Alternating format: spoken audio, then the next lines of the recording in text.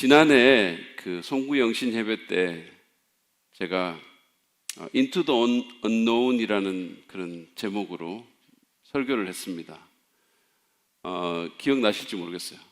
Into the Unknown 이 노래를 제가 주제로 해서 설교를 했는데 당시 상영되었던 겨울왕국 2의 주제곡이었죠. 근데 당시 저는 그 풍랑 이는 바다 속으로 이렇게 걸어 나갔던 베드로의 그 행동을 살펴보면서 우리가 2020년이라는 언노운으로 들어가는데 그 상황에서 어떻게 해야 할지에 대해서 말씀을 나눴습니다. 그 당시에 저는 2020년이 우리에게 언노운이라고 말을 했지만, 다시 말해서 미지의 시간이라고 말을 했지만 정말로 이런 언노운일지는 몰랐었어요. 정말로 전혀 예상치도 못했고 전혀 알지도 못했던 정말 코로나 바이러스라는 이 언노운을 맞아가지고 거의 한 해를 비틀거리면서 걸어왔습니다. 이제 우리는 이 지긋지긋한 2020년을 마무리하고 이제 2021년으로 들어갑니다. 2021년엔 또 어떤 언노운이 있을지 생각하면 정말 지금은 솔직히 좀 겁이 날 지경이에요. 부디 내년에는 좀 좋은 언노운이 있기를 바랍니다. 그런 게 좀 많았으면 좋겠어요. 우리가 지금 전혀 생각할 수도 없고 정말 이렇게 상상하기도 힘든 좋은 일들이, 그런 언노운이 이 나라 백성들과 우리 교회에 많이 생겼으면 좋겠습니다. 이를테면 갑자기 한반도 상공에서 백신이 막 내려오는 거예요. 주의 백신이 내려와 이렇게 주의 백신이 막 햇살같이 주의 백신이 내려와 나를 덮네 헤이요, 이런 정말 이게 좋은 이런 게 한번 일어났으면 너무 좋겠어요. 사실 2020년도 시작은 너무 좋았어요. 우리는 2019년도 9월 달에 송정직으로 이사를 와서 이 아름다운 건물에서 정말 그 첫 해를 가슴 벅찬 마음으로 그리고 소망으로 시작했습니다. 많은 분들이 교회에 오셨고 새가족반 인원이 너무 많아가지고, 그래서 조금 늦게 신청하신 분은 다음 기회에 해달라고 이렇게 부탁할 지경이었었어요. 그러다가 코로나 사태가 닥쳤습니다. 그래서 우리는 교회 역사상 처음으로 예배당 문을 닫고 온라인 예배로 주일 예배를 드려야 했죠. 처음에는 몇 달 그러다가 말겠지 이렇게 생각했어요. 아마 그때 5월 달에 결혼식 잡힌 사람들이 막 11일 옮기 이럴 때도 아마 그런 생각으로 했는데 상황은 개선되지 않았고 오히려 더 악화됐죠. 그리고 지금은 점점 더 나빠지고 있는 그런 상황입니다. 이렇게 상황이 안 좋아질 때 우리는 어떻게 해야 좋을까요? 점점 나빠지는 상황 속에서도 우리가 아주 넘어지지 않고 승리하려면 무엇을 기억해야 하겠습니까? 이것이 오늘 송구영신 예배 말씀의 주제입니다. 사도 바울의 첫 번째 전도 여행을 기록한 사도행전 13장 4절부터 13절 말씀을 통해서 그 답을 한번 찾아보기를 원하는데요. 먼저 본문의 내용을 잠시 살펴보려고 합니다. 여러분 성경 가지고 계시죠? 사도행전 13장을 펴시고 제 얘기를 따라오시면 되겠습니다. 본문의 시작은 원래 우리 교회의 시작처럼 아주 좋았어요. 성령의 이끄신 가운데 안디옥 교회는 그 교회의 가장 주된 두 리더, 지도자였던 바울과 바나바를 안수해서 어떻게 보면 최초의 해외 선교사로 파송합니다. 4절에 묘사한 대로 그들은 항구 도시 실루기아에서 표를 사서 배를 타고 지중해의 섬 키프로스로 건너갑니다. 지도를 한번 보여주실까요? 거기 보면 다 나와 있는데 여러분들이 보이실지 모르겠지만 이게 키프로스 섬입니다.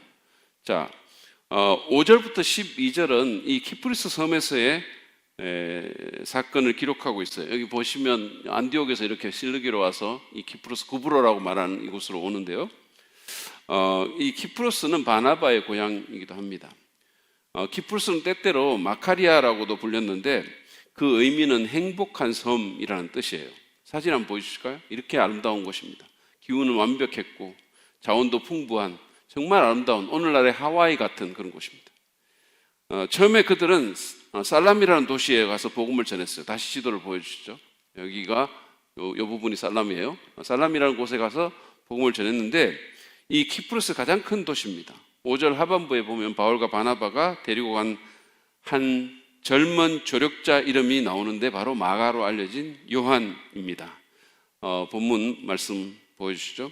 그들은 살라미에 이르러서 유대 사람의 여러 해당에서 하나님의 말씀을 전하였다. 그들은 요한도 또한 조수로 데리고 있었다. 마가 요한이라고 우리가 알고 있는 이 요한은 그때까지는 아마 낭만적인 느낌을 가졌거나 아니면 선교에 대해서 그냥 좋은 느낌, 로맨틱한 느낌만 가졌을 것입니다. 그런 인상을 이때까지는 괜찮았던 것 같아요. 그런데 키프로스의 수도인 바보에서 그들은 반대에 직면합니다. 지도를 다시 보여주실까요? 여기가 바보, 아래쪽이 바보인데요. 바보 같은 바보입니다. 어쨌든 이 바보라는 곳에서 이 난간에 직면하는데 반대자는 마술사고 이름은 바예수라는 거짓 예언자입니다. 바보 같은 바보에 사는 바보밭이에요. 근데 바예수입니다. 근데 어쨌든 이 사람은 유대인으로서 총독 서기오 바울이라는 사람의 영적 담당 보좌관이었습니다. 아마 미래에 대해서 점을 쳐주거나 아니면 예언을 했을 거예요. 서기오 바울은 그런데 바나바와 바울에 대해서 관심을 갖고 그들을 청해서 복음을 듣기를 원했어요. 총독이 구원받는 일이 있게 되면 복음 사역에는 큰 돌파구가 열리죠. 그러나 그렇게 되면 고객을 잃게 되는 바예수의 입장에서는 가만히 있을 수가 없는 그런 상황이잖아요. 한 영향력 있는 사람의 영혼을 두고 치열한 영적 전쟁이 벌어지고 있는 겁니다. 8절에 묘사한 것처럼 정말 영적인 진검승부가 벌어지고 있습니다. 보시죠. 그런데 이름을 엘루마라고 번역해서 부르기도 하는 그 마술사 바예수가 그들을 방해하여 총독으로 하여금 믿지 못하게 하려고 애를 썼다. 근데 사울은 물러서지 않습니다. 그는 용기 있는 지도자였었어요. 9절에서 처음으로 바울이라는 이름이 사용이 됩니다.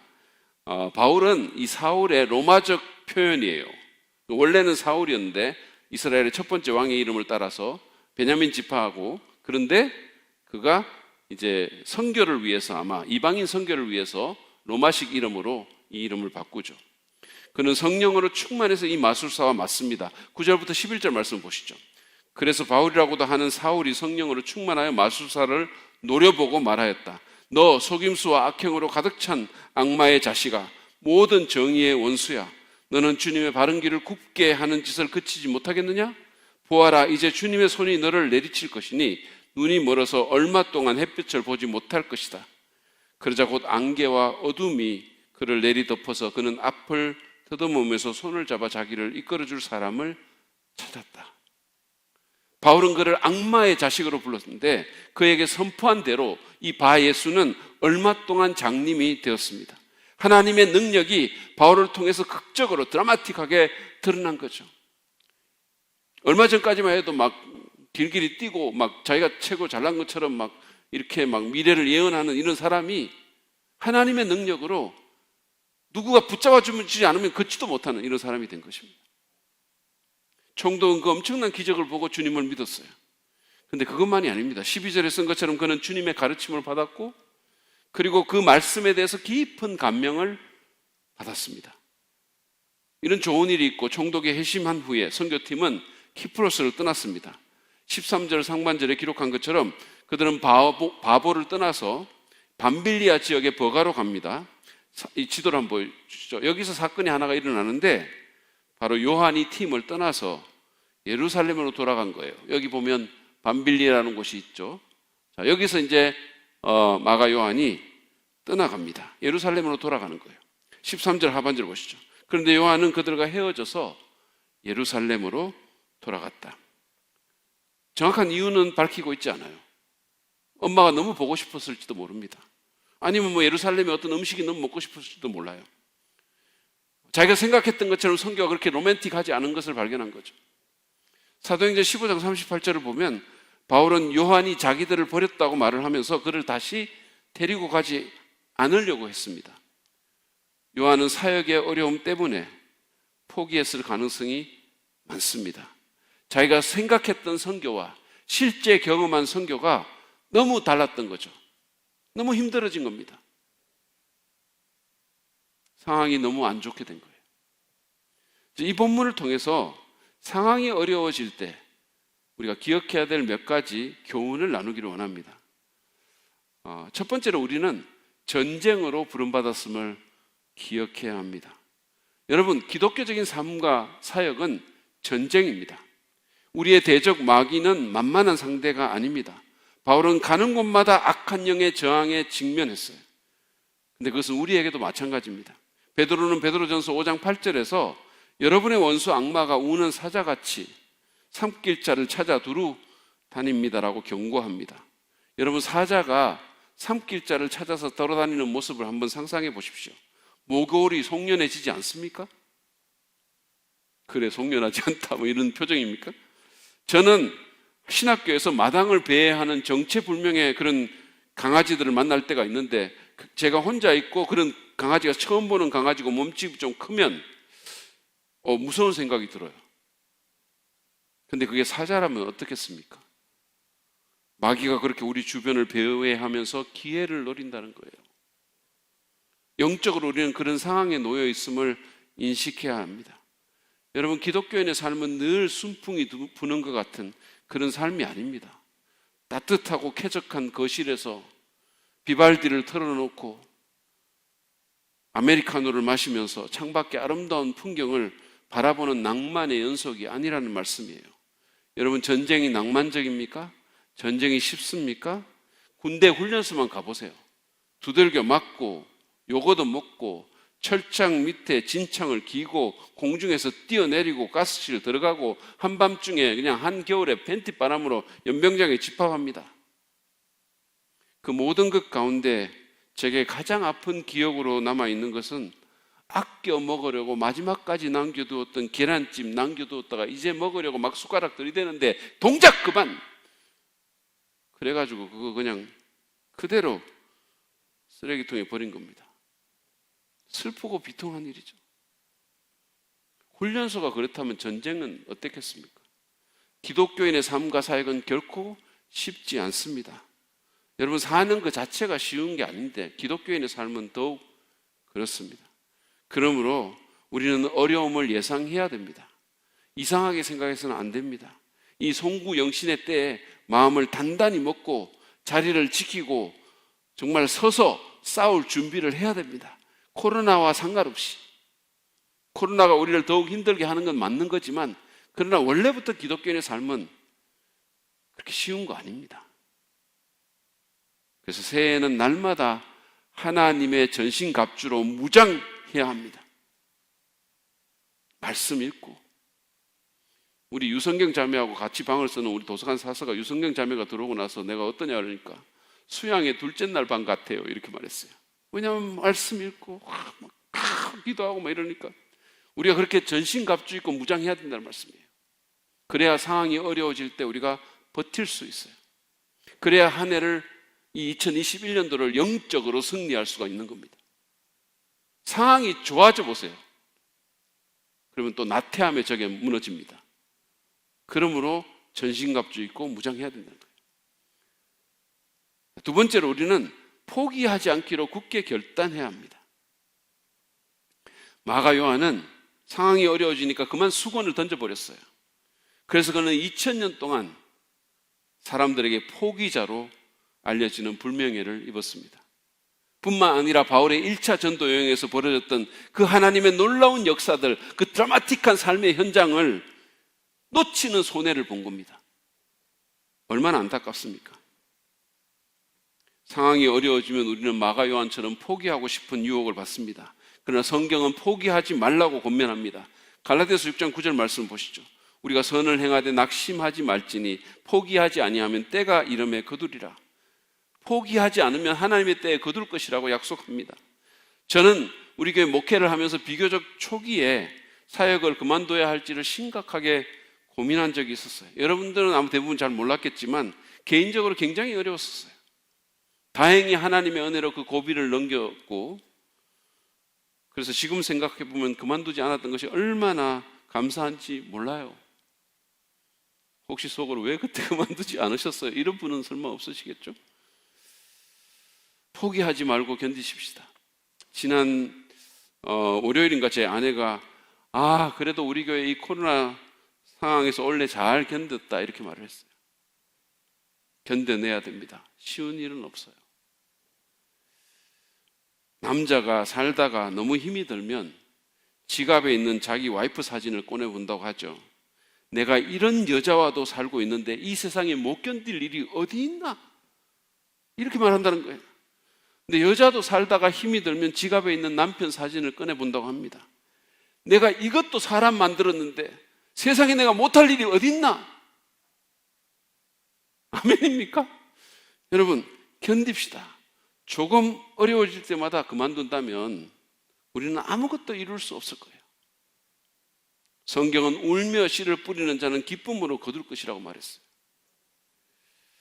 지금 코로나 사태로 인해서 경제적으로, 관계적으로, 정신적으로, 육체적으로, 그리고 무엇보다 신앙적으로 너무 힘든 상황에 처한 성도들이 있을 겁니다. 그렇지만 여러분, 포기하지 맙시다.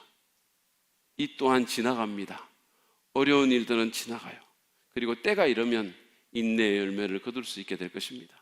마지막으로 상황이 어려울 때 우리는 하나님께서 지지 못하는 짐은 없음을 기억해야 됩니다. 하나님께서 지시지 못하는 짐은 없습니다. 우리는 포기하지 않기로 결단해야 하지만 그게 우리의 결단만으로, 의지만으로는 부족합니다. 오늘 본문 바로 앞에 보면은요, 바나바와 사울은 기도하고 금식하는 가운데 선교의 부르심에 순종하게 됩니다. 그리고 선교 여행에서도 계속해서 주님 의지하고 기도하는 모습을 보게 됩니다. 그렇기 때문에 그는 지금 우리와는 비교할 수 없을 정도로 어려운 상황 가운데서도 결국은 승리할 수 있었던 거예요. 상황이 어려워질 때 우리는 종종 상황에 압도당하고 하나님을 잊어버립니다. 그래서 바람을 보고 물에 빠져들어갔던 베드로처럼 실족합니다. 그러나 사실은 어려운 때일수록 하나님을 기억해야 되죠. 어떤 목사님이 이런 말을 했어요. 하나님은 믿으라고 계신 분인데 어려울 때 더 믿어야지. 하나님 뒀다가 어디에 쓰려고 그러냐고. 좀 불경스럽게 들릴 수 있는 말일지는 모르겠지만 그만큼 믿음의 필요성을 강조한 것이 아니겠습니까? 우리는 하나님께서 지시지 못하는 짐은 없음을 기억해야 합니다. 그리고 전능하신 주님께서 믿음으로 전능하신 주님께서 정말 우리의 짐을 져주심을 믿음으로 우리가 믿고 의지해야 됩니다. 기도로 그분께 나가야 합니다. 여러분, 주님께 맡깁시다. 베드로는 베드로전서 5장 7절에서 모든 염려를 주님께 맡기라고 그랬어요. 그러면 하나님께서 우리를 붙들고 계신다고 했습니다. 여기 맡기라는 말은 문자적으로 던지라는 뜻이에요. 주님께 우리의 모든 짐을 던져버립시다. 십자가에서 우리의 죄짐을 져주셨던 그분이 다른 짐들도 져주실 것입니다. 지금 우리는 정말 어려운 상황 가운데 있죠.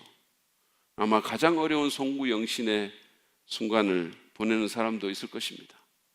그러나 이런 어려움을 이상하게 생각하지 맙시다. 너무 당황하지 맙시다. 우리는 전쟁 가운데 있음을 기억하십시오. 어렵더라도 자리를 지키고 포기하지 마십시오.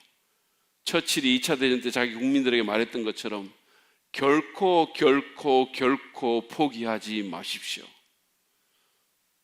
그리고 무엇보다도 모든 염려와 고통과 두려움의 짐을 하나님께 맡기면서 믿음과 기도로 한 해를 보내고 또 새해를 맞이하시길 바랍니다. 그러면 어려운 상황 가운데 서서 승리하는 2021년이 될 것입니다. 하나님께서 그렇게 여러분에게 승리를 주시기를 바랍니다.